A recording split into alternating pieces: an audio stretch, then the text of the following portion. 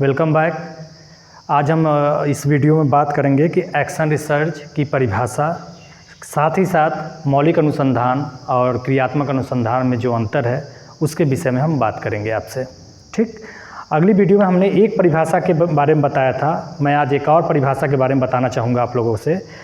अगला है सारा ब्लैकवेल के शब्दों में, अनुसंधान जो विद्यालय से संबंधित होता है तथा विद्यालय के कर्मचारियों द्वारा विद्यालय में क्रियाकलापों के सुधार हेतु संचालित किया जाता है, जो कि क्रियात्मक अनुसंधान कहलाता है।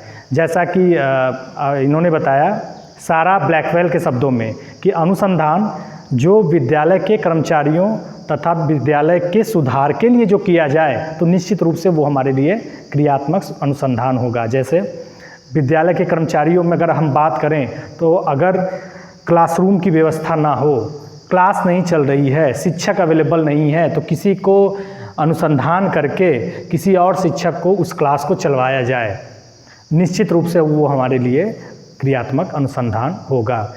ध्यान समझिएगा कि क्रियात्मक अनुसंधान की अगर वैधता की बात की जाए, क्योंकि आप जानते हैं कि हर शोध की एक न एक वैधता होती है। जैसे वैधता का मतलब समय, वैलिडिटी। ठीक, तो क्रियात्मक अनुसंधान की वैलिडिटी ओनली एक दिन की होती है। ध्यान समझिएगा, क्रियात्मक अनुसंधान का जो भी रिपोर्ट है आपको वो एक दिन में पूरा कर लेना है। एक दिन से ऊपर अगर समय लग रहा है तो आपका ये रिसर्च इनवैलिड माना जाएगा। ठीक, आइए दूसरे शब्दों में अगर बात की जाए तो फंडामेंटल रिसर्च, अप्लाइड रिसर्च और एक्शन रिसर्च, जिसमें से हमने पहले भी बताया था कि फंडामेंटल रिसर्च, फंडामेंटल और एक मिनट बस, और अप्लाइड, ये जो दोनों रिसर्च होते हैं ये बहुत ही व्यापक रूप में होते हैं, बहुत ही व्यापक रूप में। और जो तीसरा है हमारा एक्शन रिसर्च, ये छोटे रूप में होते हैं, छोटे छोटे चीज़ों को कम समय में पूरा करने के लिए। ये जो होता है ये बड़े चीज़ों में होता है। जैसे उस दिन मैंने बताया था कि पुराने नियमों, पुराने सिद्धांतों, किसी ऐसे चीज़ जो हमारे सामने अचानक से नया आ जाए और हमें उसे एक्सेप्ट करने में प्रॉब्लम हो। एग्जाम्पल ले लीजिए कि जब आग की खोज की गई, जब दो पत्थर को आपस में रगड़ा गया तो अचानक लगा अरे ये तो चिंगारी निकल रही है। ठीक, तो वो चीज़ हमारे लिए कुछ नया था, शोध करने का नज़रिया बना, और शोध करते करते आज हम डिफरेंट बहुत से तरीक़ों से हम आग की खोज कर सकते हैं, ये कहें कि हम आग पैदा कर सकते हैं।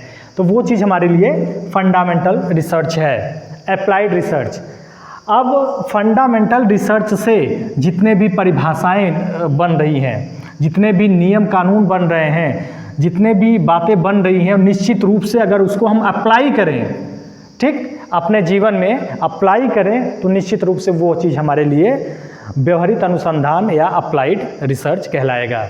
हमने पहले वीडियो में बताया कि इसको प्योर साइंस या बेसिक रिसर्च के नाम से भी इसे जाना जाता है। एक्शन रिसर्च वो रिसर्च होता है जो हमें त्वरित, जो हमारा तुरंत की जो उद्देश्य है उसको पूरा करने के लिए हम करते हैं। अपने शब्दों में आप बना सकते हैं।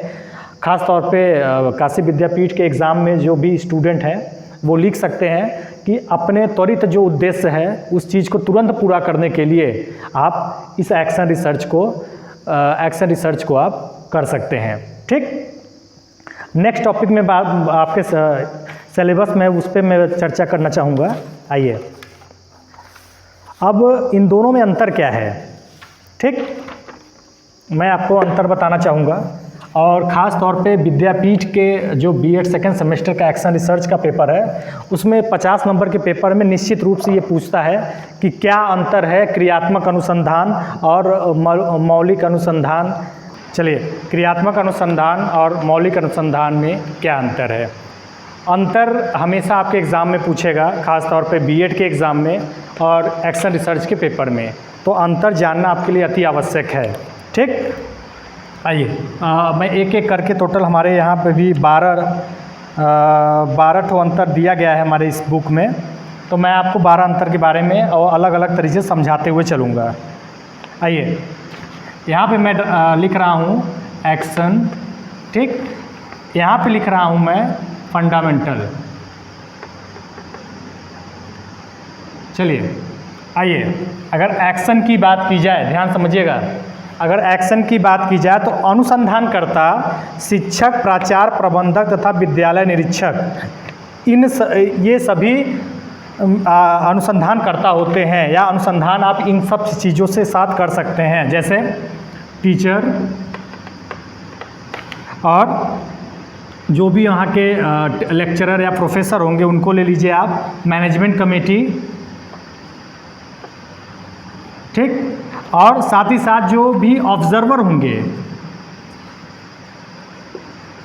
ऑब्जर्वर, आप टीचर, अगर टीचर हैं तो यहाँ पे भी आप शोध कर सकते हैं, टीचर भी शोध ही करता है, तो टीचर भी है जो शोध करता है। मैनेजमेंट के साथ आप शोध कर सकते हैं कि किस तरीके से इसको मैनेज किया जाए, और खास साथ ही साथ उसको ऑब्जर्विंग के जरिए आप एक्शन रिसर्च कर सकते हो, ठीक। आइए, अगर फंडामेंटल की बात की जाए तो शोधकर्ता को स्नातकोत्तर या क्षेत्र विशेष में अनुभवी विशेषज्ञ होना चाहिए। अब ध्यान समझिएगा, जो भी शोधकर्ता होगा उसको पीजी विषय से, जिस विषय में उसको शोध करना है, ठीक, पीजी हो या क्षेत्र विशेष का उसके पास एक विशेष अनुभव हो, जिसके जरिए वो अपना ये फंडामेंटल या मौलिक अनुसंधान का वो शोध करे। तो हमें ये जानना अति आवश्यक है कि इसमें अगर आपकी निजी समस्या है, जो आपकी पर्सनल समस्या है, जिसको आप चाहते हैं कि एक दिन में हम सॉल्व कर लें, तो आप एक्शन रिसर्च के जरिए अपने ये काम टीचर्स भी कर सकता है, आप मैनेजमेंट तरीके से कर सकते हैं, ऑब्जर्विंग के तरीके से आप रिसर्च करने का प्रयास करेंगे, खासतौर पे एक्शन रिसर्च। लेकिन अगर फंडामेंटल की अगर बात की जाए तो फंडामेंटल में आपको विषय से स्नातकोत्तर की डिग्री प्राप्त हो, एक वैलिड डिग्री हो आपके पास, जो भी आप शोध करने गए हों, साथ ही साथ आपके पास विषय से संबंधित एक विशेष अनुभव हो, ताकि आपके पास ताकि जो भी आप शोध देंगे आगे आने वाली आपकी पीढ़ियां वही शोध आपका पढ़ने वाली हैं। इसीलिए आपको ये हमेशा ध्यान में रखना है कि हम क्या शोध करने जा रहे हैं। दूसरे शब्दों में अगर बात की जाए कि अगर हम भगवत गीता की बात करें तो भगवत गीता में जो भी आज भगवत गीता की अगर बात की जाए तो उसमें यही कहा जाता है कि इसमें 101% गारंटेड है कि इसमें कोई भी अशुद्धियाँ नहीं हैं, कोई भी अशुद्धियाँ नहीं हैं। अगर अशुद्धियों को निकालने की बात की जाए तो हम किसी भी एक श्लोक को किसी नॉर्मल पर्सन के ऊपर अप्लाई करें तो निश्चित रूप से अगर उससे प्रॉब्लम हो रही है तो वो अपने तरीके से उस श्लोक को एडजस्ट करके अप्लाई करेगा। तो अपने तरीके से करने का क्या मतलब है? अपने तरीके से करने का मतलब है कि वो शोध किया कि मैं किस तरीके से इस श्लोक में अपने आप को फोल्ड कर सकता हूँ, ठीक। तो दूसरे टॉपिक में बात कर रहा हूँ अभी। दूसरा है, ठीक, दूसरा है उद्देश्य से संबंधित, कक्षा एवं विद्यालय की कार्यप्रणाली में सुधार लाना। एक्शन रिसर्च का मतलब है कि क्लास और स्कूल, इनका काम है कि क्लास और स्कूल में सुधार लाना। आपका उद्देश्य यही भी बनता है कि जब भी एक टीचर क्लास में पढ़ाने जाता है तो उसका एक ही उद्देश्य होता है कि किस तरीके से हम छात्रों के व्यवहार में परिवर्तन ला दें, साथ ही साथ स्कूल के व्यवहार में परिवर्तन लाए। एक स्कूल अर्थात उसकी मैनेजमेंट जो कमेटी है वो किस तरीके से रन करे, इसके लिए वो एक्शन रिसर्च करता है। अगर हम फंडामेंटल की बात करें तो नवीन तथ्यों सत्यों की खोज करना तथा सिद्धांतों का प्रतिपादन करना। ध्यान समझिएगा, नवीन तथ्य अर्थात फंडामेंटल रिसर्च कहता है कि जो नए न्यू नॉलेज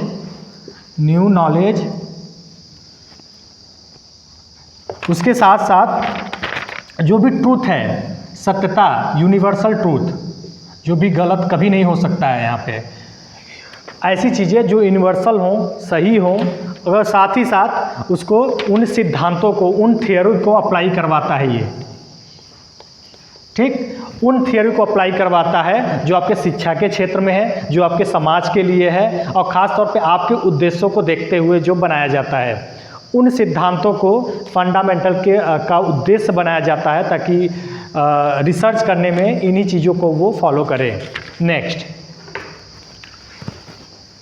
आइए, चलिए नेक्स्ट अगर थर्ड नंबर की अगर हम बात करें तो क्षेत्र के बारे में है। समस्या के बारे में है। समस्या में कहा गया कि कक्षा विषय तथा विद्यालय की दैनिक समस्याओं से संबंधित होती है। ध्यान समझिएगा, क्लास, सब्जेक्ट, साथ ही साथ स्कूल। ध्यान समझिएगा, एक्शन रिसर्च खास तौर पे क्रियात्मक अनुसंधान किसी कक्षा में, किसी विषय संबंधित, किसी विद्यालय में, हम इन तीनों रूपों में एक्शन रिसर्च का काम कर सकते हैं। साथ ही साथ अगर हम एक और एरिया की बात करें तो किसी ऑफिस पर्पस पे,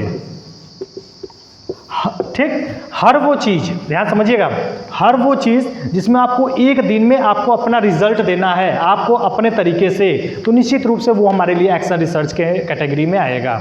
ठीक, तो समस्या क्लास में भी आएगी, विषय संबंधित भी होगा, विद्यालय में तो होगा ही होगा, खास तौर पे अगर ऑफिस की कोई समस्या है तो निश्चित रूप से आपके लिए वो एक्शन रिसर्च होगा। ठीक, अब इसमें क्या फंडामेंटल में क्या समस्याएं हैं उसके हम बात करते हैं। ऐसी समस्या जो व्यापक रूप से हो, जो सबके लिए हो। ध्यान समझिएगा, समस्या जो भी हो व्यापक हो। ठीक, उसके साथ सैद्धांतिक चीज़ें हों, जैसे न्यूटन का कोई नियम ले लीजिए। न्यूटन के नियम में अगर हम न्यूटन के लॉ को कहीं किसी समाज में अप्लाई करें तो अगर किसी को प्रॉब्लम हो रही है तो हमारे लिए वो एक थ्योरेटिकल प्रॉब्लम है और उस चीज़ को एक अनुभवी ही सॉल्व कर सकता है, तो निश्चित रूप से वो हमारे लिए फंडामेंटल रिसर्च होगा।